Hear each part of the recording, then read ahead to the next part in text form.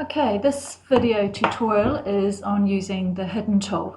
The hidden tool is one I find particularly useful, and hopefully you will too. The hidden tool is a tool that toggles, so it turns objects on and off or hides and shows them alternately as you toggle.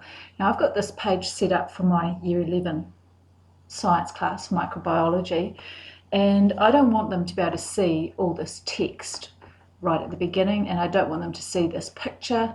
That's going to be something we talk about later on.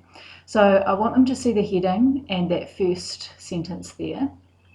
So if I click on this sentence, I can use this as my object I'm going to click to hide the next bit of text.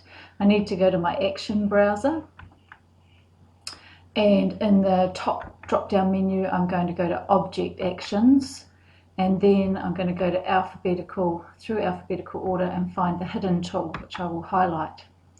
Then I go to my action properties down the bottom of the menu, click on the browse button, and I want to select the text that I want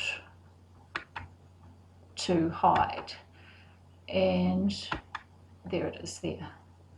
So I'll click OK for that, and then I'll go Apply Changes. Now if I go back and click on the object, well, you can see the blue arrow on it, shows that it's now an action object. If I click on that, I can hide that text. And in doing so, you might have noticed that my action browser changed, and now the hidden tool is right there.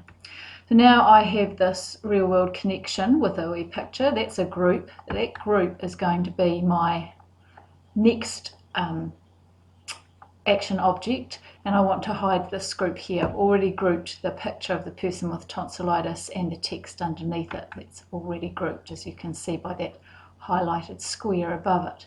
So I'll go back to my real world connection, and going back to my action browser and select hidden again. This time I'm looking for a group, and that is shown by a pen with the number 1, 2. That's a real world connection, and this is the one I want, my picture with the text. I'll select OK and Apply Changes again.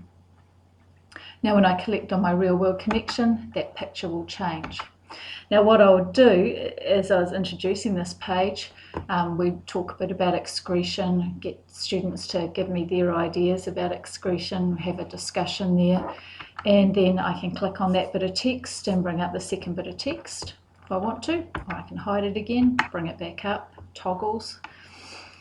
And then to show them a real world connection on top of what we've already discussed, the ideas that they would have come up with themselves, I can show them tonsillitis. And a lot of them would have experienced tonsillitis themselves, or someone in the family has had tonsillitis, so they understand what we're talking about with tonsillitis. The photo will gross them out suitably, and it will help explain exactly what tonsillitis is. And most of them will not know that. So it's a nice, simple tool to use, and it's very effective.